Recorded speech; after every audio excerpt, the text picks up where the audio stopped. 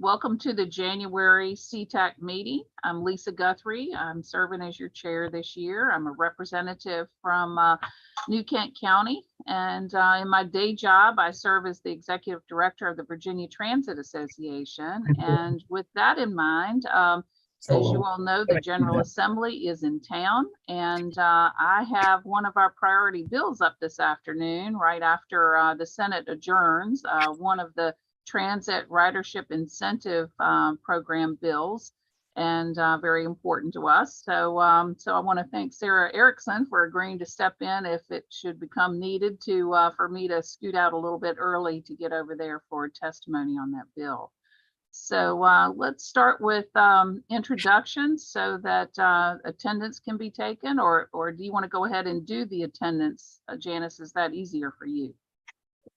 Yes, we are moving Mr. Easter over, and as soon as he is in, I'll go ahead and do the attendance.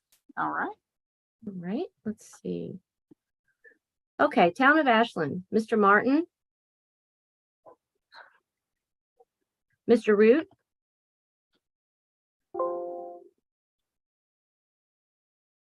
Mr. Root. Let me unmute here. Thank you.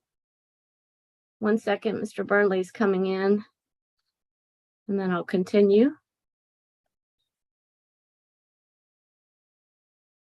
I'll give him a minute. Chesterfield County, Ms. Beals. Mr. Richwine. He's here. Thank you. Mr. Jordan. Goochland County, Mr. Basham. Present. Thank you. Hanover County, Mr. Rasnick. Here. Henrico County, Ms. Burke. New Kent County, Chair Guthrie. Present. Mr. Moyer. Powhatan County, Mr. Powers. City of Richmond, Mr. Bunn. Vice Chair Erickson. Yes, present. Thank you. Ms. Almond. Mr. Smith. Good afternoon. I'm here. Thank you. Chamber RVA, Mr. Easter. Here. NAACP, Mr. Minor. Mr. Johnson. League of Women Voters, Ms. Weisiger. Here. Thank you. Ms. Rosenblum. RAVA, Mr. Burnley. I am here. Good morning. Thank you. Good morning. Mr. Hamilton. Richmond Office of Equitable Transit and Mobility, Ms. Rowan. RVA Rapid Transit, Ms. Walker. Here. Thank you. Senior Connections, Mr. Williams. Here. Virginia Association of Railway Patrons, Mr. Testerman. Here. VCU, Mr. Leonard. Virginia Conservation Network, Mr. Gordon. And Ms. Higgins. That concludes the roll call for attendance, and we do have a quorum. I did see Mr. Gordon is on the Zoom, but is muted. Okay. I will mark him as present. Mr. Johnson is also on the Zoom, but has not been moved over to panelist yet. I just sent him the invitation. Hopefully he'll be able to move over. There it goes right now. And I'll mark him as present. And did you get Mr. Johnson as well? Yes. Okay. All right. Okay. Well, thank you, everybody. And it's good to see you back, Mr. Richwine. It's been a while since you've been joining us. So welcome back. I'm glad you can participate by Zoom. Thanks to assistance with Mr. Testerman. Good to see your face. Thank you very much. Yeah, everybody, we're going to move right ahead. I just want to mention, it came to my attention earlier today that some of you had not been receiving the the notices of the meetings, and Janice has been sending them to you, but I think part of the problem is if you do not utilize Microsoft Outlook, maybe you weren't getting the meeting invitations. So to make sure everybody has the dates on your calendar, Janice sent out this earlier today with the dates for the remainder of 2023 for the CTAC meetings. If you're not getting the invitations through that, please let her know, okay? All right, let's move ahead to, we have a quorum, so we'll move ahead to approval of the November 17th minutes. Everybody taking a look at those, and we'll entertain a motion to move forward there. Move to approve.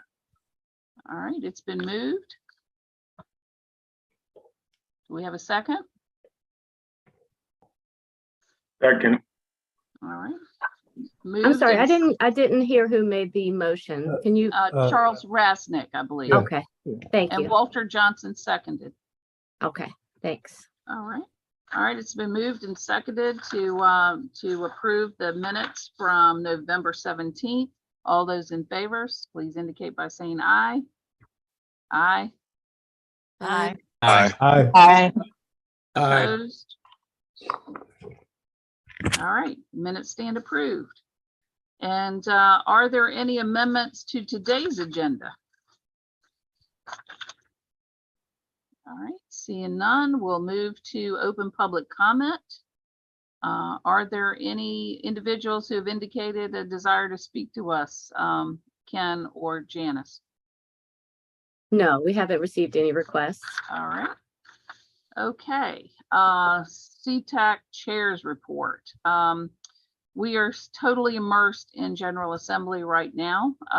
At some point in, we'll be able to get a better handle on what to report for transportation this session. And John Easter and I will be reporting on that at the March meeting. So, so that's kind of where we're tied up right now. Anything else you want to say, John, about, okay. I do say that John has some great updates each week for the chamber. So thank you, John. We enjoy reading those. There's a lot going on with transportation, even though it's not getting the headlines this session that it has in previous sessions, but there's still quite a bit about economic development. And we have, like I mentioned earlier, several transit ridership incentive program bills, one of which is this afternoon, the Senate bill. So let's move to the TPO updates with Chet, please. Thank you, Madam Chair. In the agenda, there are a couple links to basically the meeting pages for the CBTA and the TPO Policy Board. I wanted to provide a brief update on the CBTA. First, the actions that are underway through the month of December. The authority took action to approve an allocation scenario to advance regional projects. So for context, back in May of 2022, the board approved a slate of 30 regionally significant projects that would receive funding through the CBTA regional tax revenues. And those projects, although they were committed to at that time, we didn't yet have the clarity on when they would actually happen. So in December, on the 8th, the authority took action to approve those projects with more detail, essentially, to say that, you know, Project X would actually start in 2025. There would be right away scheduled in 2026. Construction would start in 2027, and it shows the outlays for funding through the CBTA Regional Fund for each of those 30 projects. So we could talk about that for an hour, and I'll defer to, if you'd like more information, please let me know, or anybody on staff know, and we can certainly have an individual conversation or send you more information about that. The CBTA is also, they took action to select an executive search firm to start a formal process of searching for the first CBTA executive director. I believe the negotiations are still underway, but I think we all expect that process to start and advertisements to go out this spring. We are, and this is kind of a transition to the policy board. We are all very aware of dramatic increases in cost estimates for a number of different reasons, and the policy board has directed staff to look into the causes for that. So staff has put together a really detailed presentation on all of the projects that are currently funded through some of our programs. And I believe it's about 30 different projects, maybe 28, 29. That goes back through the entire history of the project, what the original commitments were, how much costs have escalated, depending on scope changes and engineering costs and everything else, inflation the past couple of years. And we are going to now be working through that. Essentially, that's a baseline. We're going to be working through that with the technical advisory committee, so that the individual engineering staffs, the people who are closely related to moving the projects forward at a local level, can provide some feedback to staff so that we understand the reasons for delays and cost increases and anything that we might have missed at our analysis level. So we would love to, I think once we have more context from the TAC, that may be an item that would be interesting for CTAC to take a look at, more for the general education of why projects have been delayed and what the impact is to the communities where these projects have been talked about for essentially 2 decades for some of those. So that may be a great opportunity in the next couple months, depending on the time it takes TAC to work through it, to bring that back to the CTAC for review and comment. I'm sure the policy board would welcome feedback from that project or that process. We have upcoming meetings in February for not just the CBTA and policy board, the elected officials, but we have CBTA Technical Advisory Committee, CBTA Fall Line Working Group, as well as the TPO TAC. And then, so all of those things will be happening over the next 30 days or so.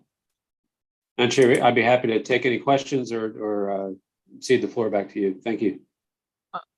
Chet, thank you for sending me information yesterday about the GRTC microtransit for the, excuse me, not the microtransit study, but the one that the PDC did with GRTC, partnered on a study last fall to examine possible extension of the BRT line.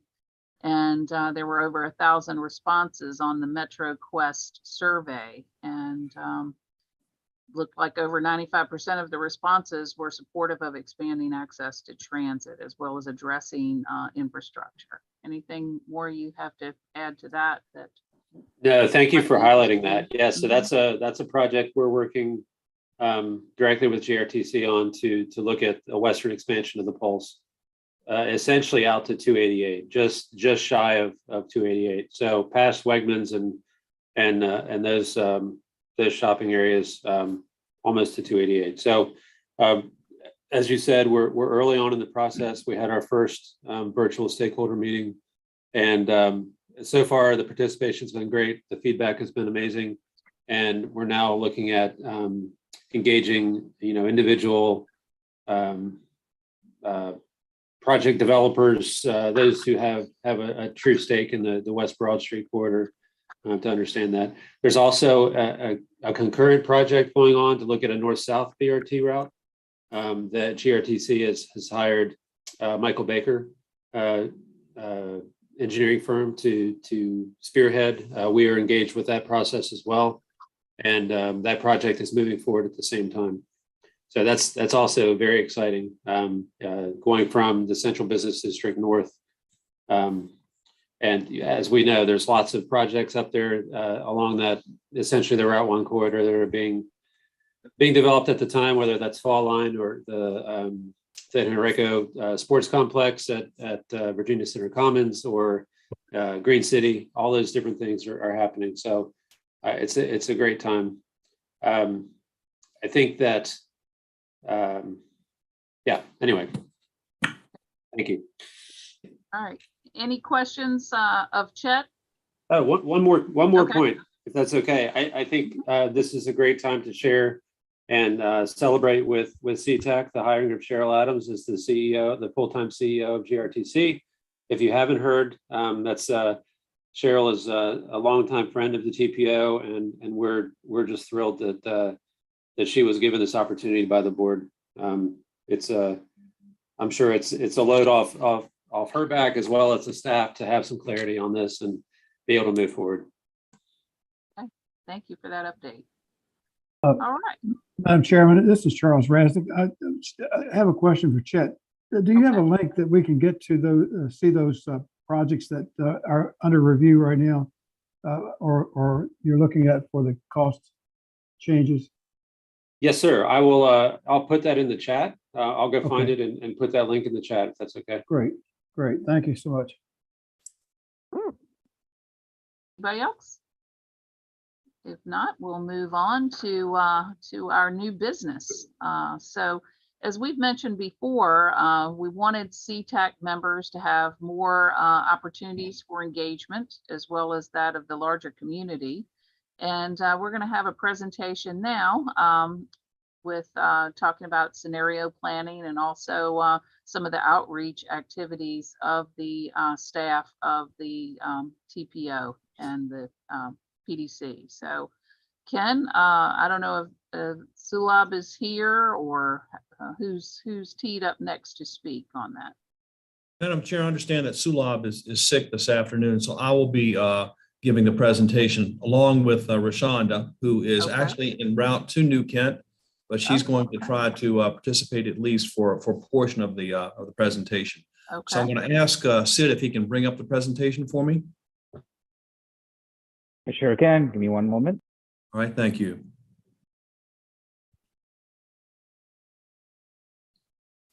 Okay.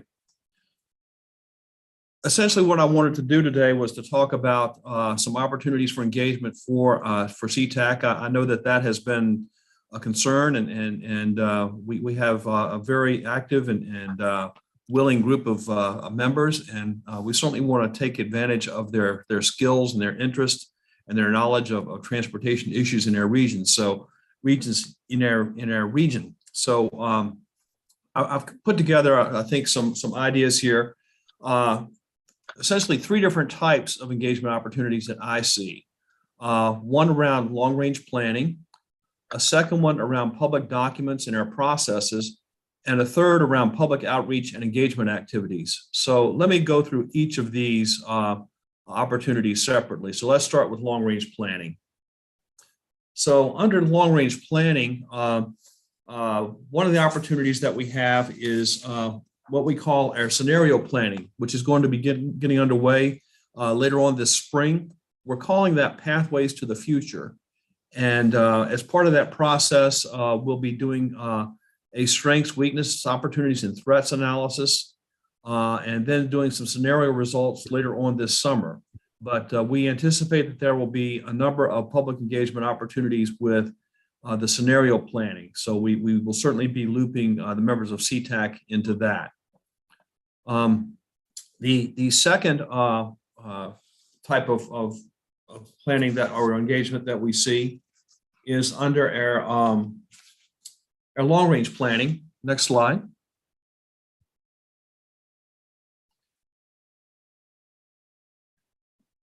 As you know, we have completed work on what we call Plan 2045. So now we're going to get started on Plan 2050.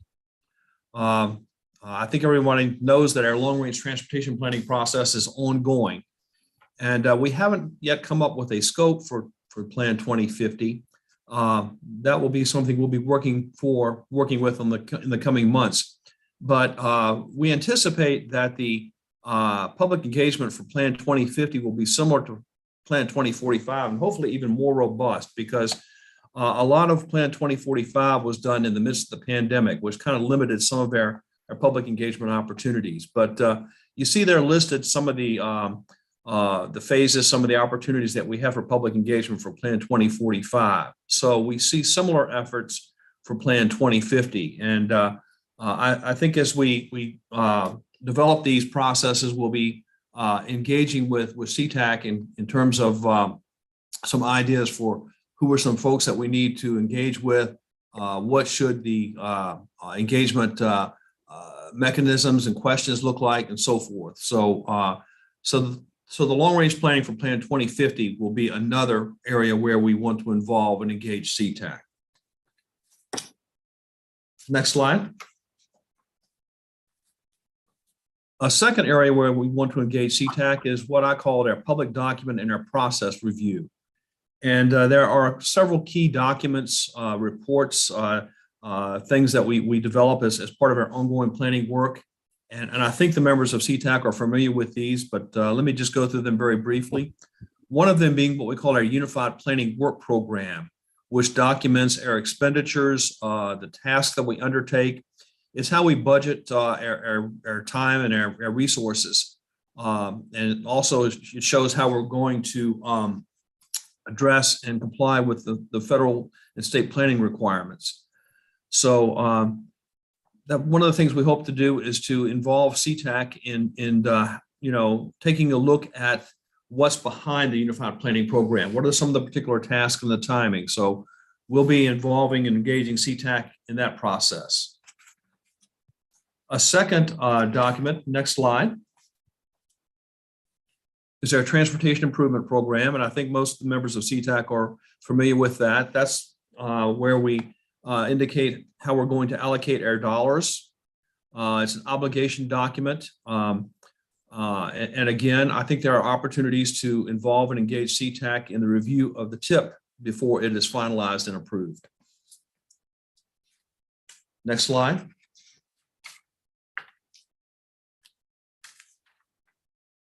Another document that we prepare is what's known as our Title VI plan. This is a document that helps us to assure that we are complying with the requirements of Title VI, and we're due for an update in 2024. So I think it's very, very timely that we can involve and engage CTAC in the development of our update for the Title VI plan.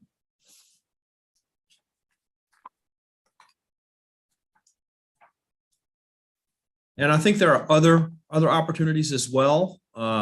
These are some that I picked up from some of the discussion recently. One of them was about reviewing the TPO agendas, giving feedback on local projects. And I think this kind of enters in with some of the discussion we kicked off our meeting with today about cost estimates.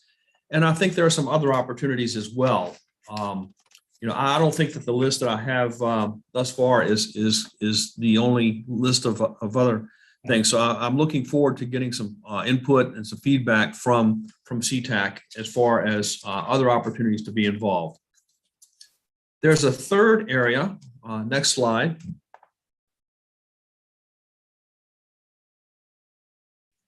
And that is around our public outreach and engagement. We have been making an increased effort to get out into the community. I know that all of you as members of CTAC know who Plan RVA is and what the TPO is, and you understand all the alphabet soup of all the plans and processes that we undertake. But we recognize that the average layperson doesn't really, probably doesn't know who we are or what we do. So over the past several months, we've been trying to get out more into the community at public events, like we've had tables at the Flying Squirrels game. You see that there on the right. We've also been involved in things as diverse as there was a bicycling event around Black women, and we had a presence there. The middle one, I think, Chet, that's about what, cleanup, community cleanup. So we're continuing to look for opportunities to get our name out there, to tell people our story, to engage with them. And it has occurred to me that when we when we come up with some of these events in the future, perhaps we could invite members of CTAC to be part of these outreach and engagement activities, because I think that you all as members of CTAC could tell the story from your standpoint as lay people who have been involved and engaged in the process, maybe help us recruit some additional people to be part of CTAC. So as we work, to schedule some of these events, we're going to be letting the members of CTAC know, and hopefully some of you all can join us at the table, literally. So, these are sort of what I have at this point, and Madam Chair, I'll be glad to take some comments and questions on this. Okay, thank you, Ken. I know some of you work a lot with the community and within your city and county contacts. You might have some recommendations to Ken at this point.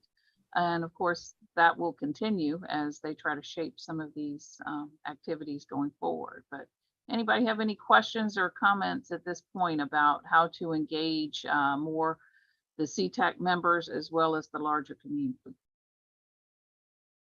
I do. Okay. I'm wondering if there's not something simple for people to look at to understand the planning process. I mean, I understand you have to step way out, create a plan and goals, and then little by little you get closer to. So, but if somebody's coming to it and they want a 3-mile bike trail as a, and they want it, and they really want this between 2 points or a multi-use path, how would you tell them? It seems like the system, it's so complex, and there's no simple place that says, if you're interested in this, you go to the long range planning meeting, you get the region thinking about it, you get your, I mean, how do you go about doing that? And I don't know if you could do like an 8.5 by 11, how things get funded and how to start now 5 years before, you might get on the radar. Anyway, that's it. Sarah, we have some documents like the ABCs or Planning 101. And we have talked about, the need to continually update and get those documents out there. I think perhaps as part of our involvement as the CTAC,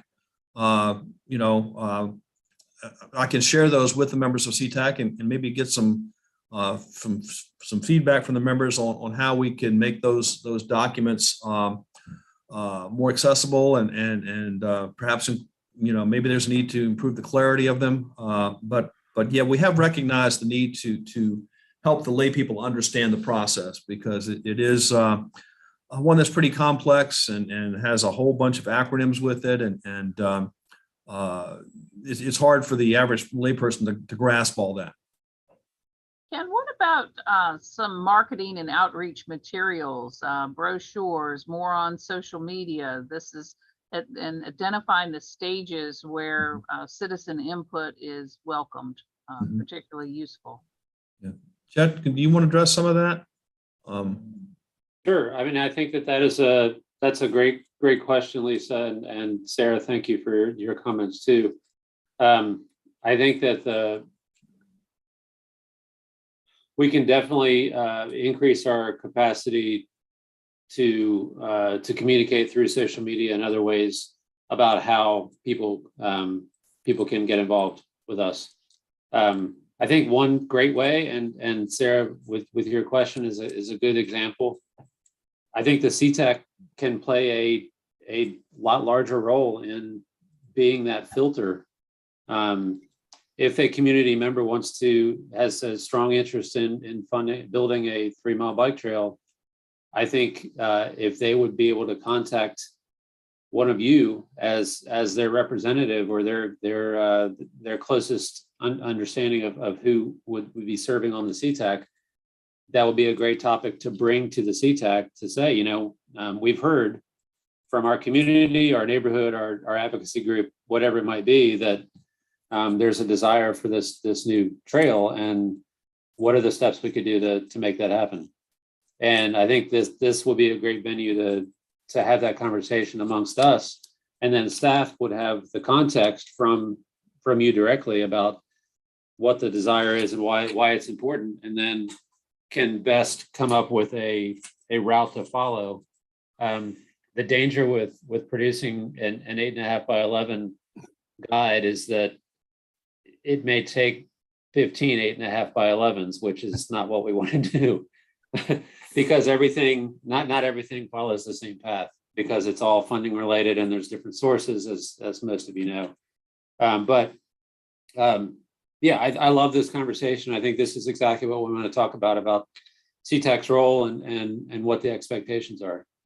And I think while I've got the floor, I just like to reiterate that you all are members because you bring with you not just your knowledge and skills, but the knowledge and skills and information from your constituents, whether that's League of Women Voters or Town of Ashland or anything else. That's we would love to hear those opinions and ideas from you, but also communicated through you by the people that you represent.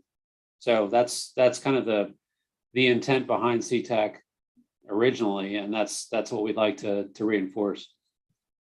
And maybe, Chet, some of these documents that exist as they're updated could be put in a special place on the website, on the Plan RVA website is Citizens Toolkit or something like that. And so as questions come up, then we would have a link to send out to people to say, here's where you can learn more, and this is where you can provide input. That's a great idea. Lisa, could I make a comment on that? Sure. This is Charlie Rasnick.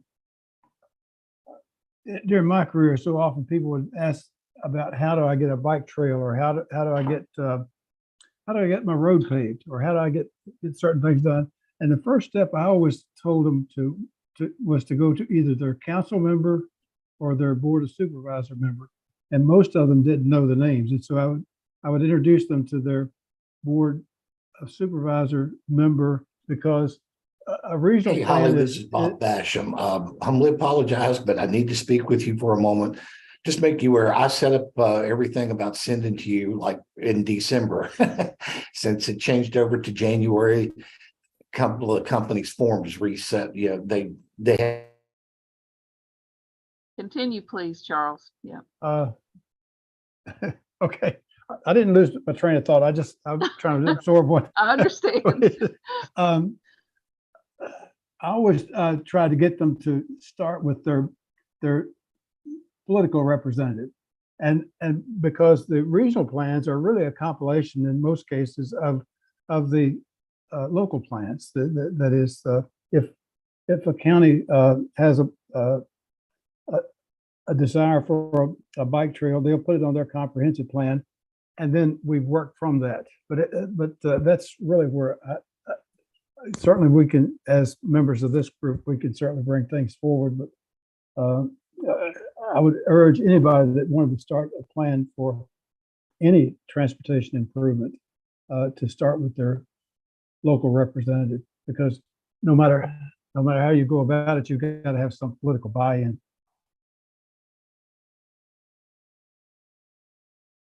Okay, seeing no other hands up, Ken, you want to move forward with LaShonda? With Rashonda? Yes, let me see if she's available there. Rashonda, are you available to join us? Yes, I'm on here. Can you hear me? Sorry, I'm in the Yeah, car. You're coming through just fine. Okay, awesome. Yeah, so hi everyone. My name is Rashonda Lanier Jackson. I serve as the Community Engagement Manager with Plan RVA. And just to back up what Ken was saying, on that last slide, you saw there were 3 photos.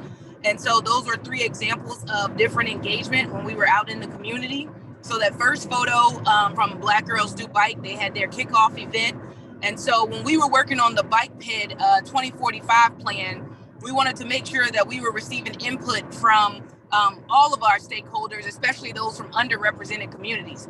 So we made it a point to make sure that we shared that plan with Black Girls Do Bike and their stakeholders to say, hey, here's what we're proposing. We'd love to get your input on that. And so by meeting with them, they happen to have their kickoff event and they're invited us out to celebrate that with them. And by going out to their event, we were able to reach other stakeholders and people that are typically underrepresented or have historically been left out of the planning process. So that was just one example of how we were able to get out in the community and continue to share information about Plan RVA, as well as receive feedback on our bike ped plan. That second photo was from Keep Virginia Cozy. And so if you didn't know that Plan RVA, we also have an environment program area where we do, have regional programming around trying to get everyone on the same page around not trash in Virginia, sustainability, resiliency. And so that was an example of where we, Keep Virginia Cozy has been a strong partner of ours, and they were having a cleanup for Earth Day and they invited us out. And so, you know, as a staff, we were able to go out and support that effort. But at the same time, we were able to share again about Plan RVA, who we are and what we offer. And then that last photo, there was my colleague Dan with Nutsy from the Richmond Flying Squirrels. And so we have a sponsorship with the Flying Squirrels through our partnership with EMACD. And EMACD is our emergency preparedness arm of Plan RVA.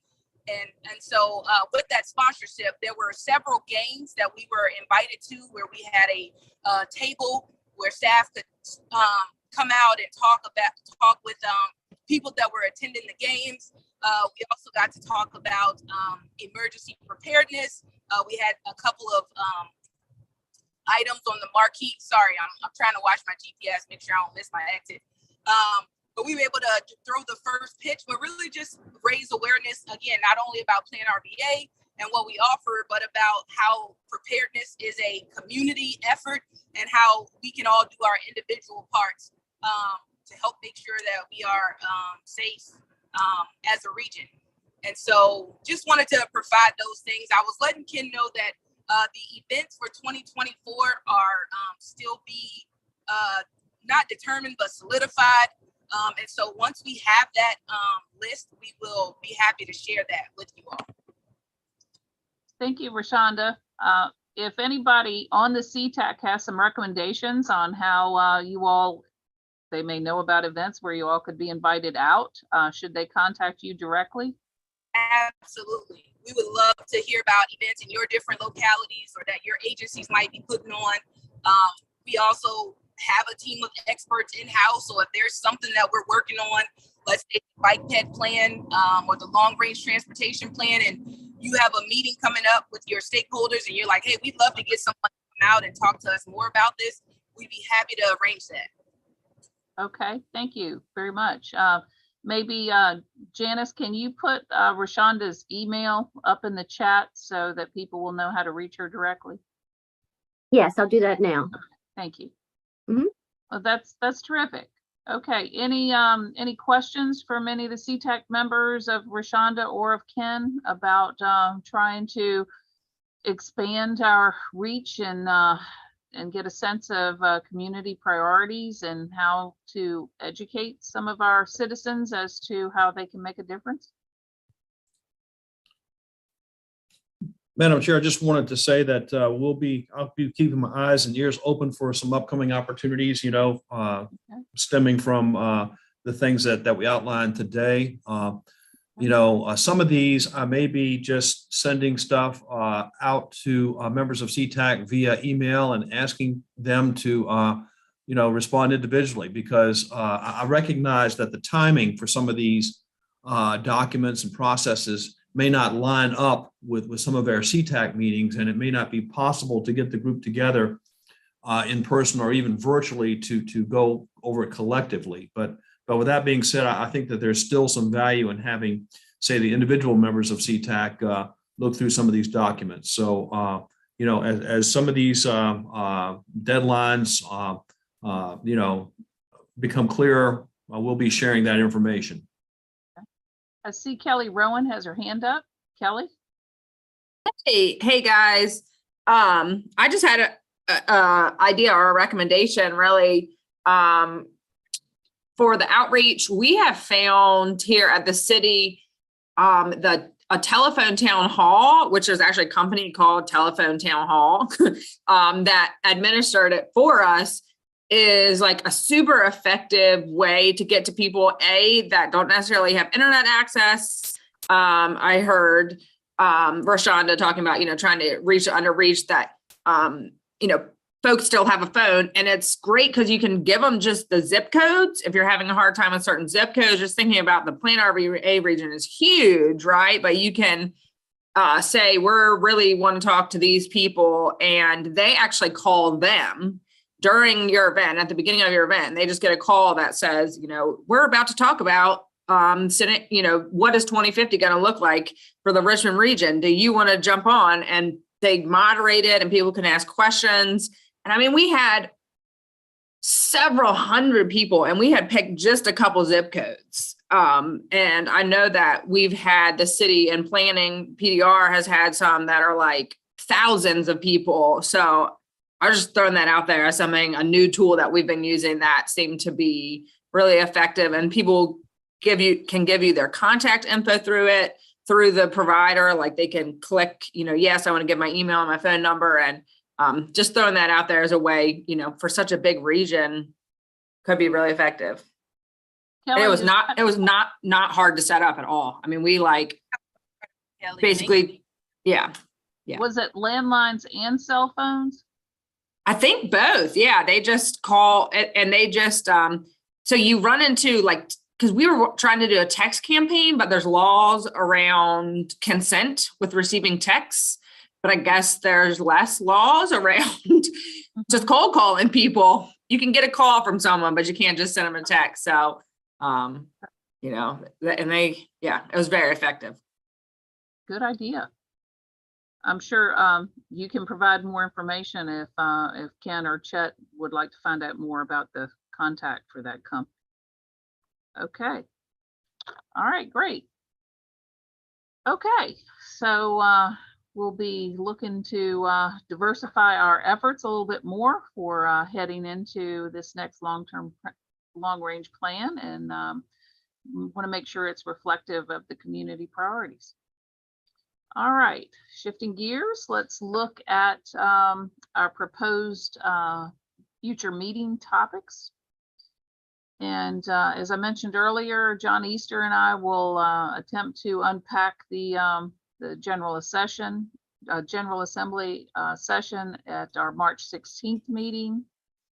There may be a switch on the May and July presentations.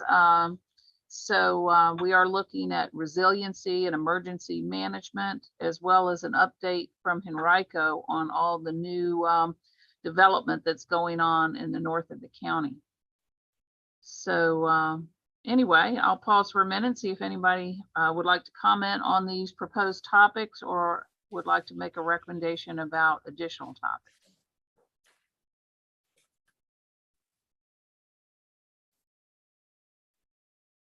Want to comment on anything there, Ken, before we move on? No. Okay. I welcome any other ideas for future meeting topics. We are pretty flexible here. I think that some of them are a little more time sensitive than other, and that's why we have the General Assembly update as our next topic, because I think that come March we'll know pretty well what the General Assembly has done for the 2023 session, and it'll still be fresh on people's minds. The other topics are still, I think, could be interchangeably moved about depending on availability of speakers and so forth. But again, I welcome input and suggestions for other topics. And Madam Chair, while I have the floor, I hope that perhaps maybe as early as March, if not March, by May, that we could have an in-person meeting here at our new offices. I think we've been pretty well settled in here at the current, and we're really excited about our new space. Would love to show it off to people, let you see what things look like. I think we've got a good space here. The boardroom, I think, lends itself very well to group meetings. And, again, thinking back to some of our earlier days where we served lunch, I think that we can also consider resuming the practice of providing some lunches for folks as we come out of this pandemic and gather together in person. But I think we'll always try to offer a virtual option as well. But I think there is some value in having in-person meetings. Thank you, Ken. We'll plan on that for March 16th meeting at the new offices over in Manchester. And I'm sure more details will be more details will be sent out about where to park and where the door is and all those things we'll need to know once we get the information to get familiar with it. Right. Yeah, we do. Madam Chairman? I see that Champ has his hand up. Champ Burnley. Yeah, thanks very much. Ken, I'd like to suggest that we consider a briefing on the Southeast High Speed Rail. As many of you know, the state, both Virginia and North Carolina, just received $58 million in planning money. And that project has been on the books for a long time. It'll certainly impact Central Virginia. I'd love to know more about it, what the schedule is, and where we're going with it. Okay, Champ, I've noted that. I think that is a very appropriate and timely topic. So we'll add that to the list. Thanks, sir. Thanks, Madam Chairman. Sure. Okay. Well, we've got some, I think, very informative and exciting topics ahead. Let's turn now to our CTAC member comments. These could be upcoming events, news you'd like to share, comments about our program agenda, just what's on your mind. I'll open it up for that now. Okay, Charles, I see your hand up. Madam Chairman, I'd just like to commend the staff, Chet and Ken and Janice, for recovering from this move so quickly. You wouldn't think that they had made a move from the way that things have gone. I've made moves. They did several miles of move, and I've made moves only a block, and took me 6 months to get straight. So I commend the staff on the smooth flow of information to us and getting the meetings together. Thank you all. Thank you, Charles. Champ, your hand is up again. Or maybe you didn't take it. My bad. Let me lower it. Sorry about that. I apologize. All right. Any other member comments? Okay. All right. Please mark your calendar for March the 16th. We will be meeting in person and hopefully enjoying lunch together. So please mark your calendars for that. Anything else for the good of the order here before we adjourn? I'd like to share. RVA Rapid Transit is we're looking to start and dig our roots deeper in community engagement. So I'm so happy to hear that your team, Plan RVA, is doing that. We are hiring transit ambassadors. So we're looking for people who want to engage bus riders directly. And so we're hiring. So I'll put a link to that job description. So if you can definitely share it with any young adult, somebody looking for part-time work. I think college students would be great. So yeah, I just wanted to mention that. Thank you, Faye. We'll pause a minute so you can get that uploaded, or are you trying to just have that sent around to the emails? All right, Kelly's got her hand up again. Hi, Kelly. Hey, I'm done eating. Sorry. I know y'all don't want to watch me put pork barbecue in my mouth. Richmond Connects, as you know, is progressing along. We're, nearing the close of the second phase of engagement. But we do have on rvaconnects.com a few things that you guys could do if you want to get involved. If you're not already on the email list, you can also sign up for text messaging if you prefer. And for those of you that love data and love maps, we do have the first cut of the data-driven needs assessment for Richmond Connects. So that's identifying the top problem areas with an equity focus that we should address first. And I say that's the data driven part, because we also have gotten thousands of comments that we're compiling now, and that will help influence which of those needs get prioritized and kind of bump some needs up a level. So I encourage you, like I said, if you want to just get involved, rvaconnects.com. And if you like maps, from that website, rvaconnects.com is a story map with the needs maps. So take some time and review if you feel so inclined. Okay, thank you. And Faith has posted a job description and also a link to their website where it's probably on there as well. Okay. All right. Well, thanks. Some great ideas have been shared today.